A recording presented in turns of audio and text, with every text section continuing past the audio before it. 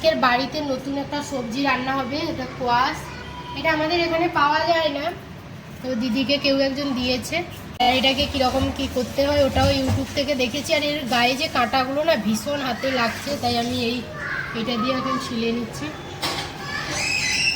তো এটার এখন পুরোটা ছাল তোলা হয়ে গেছে। তো চলো এখন এটাকে কাটি, কেমন দেখতে লাগে দেখা যাক। দেখো ভেতরটা এরকম নাশপাতির মতো লাগছে না?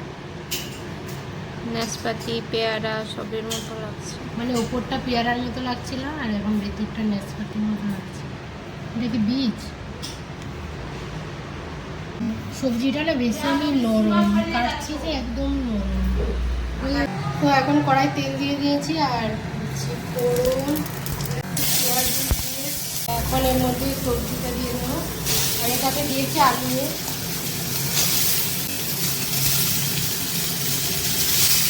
এটাতে এখন আমি জল দিয়ে নিয়েছি।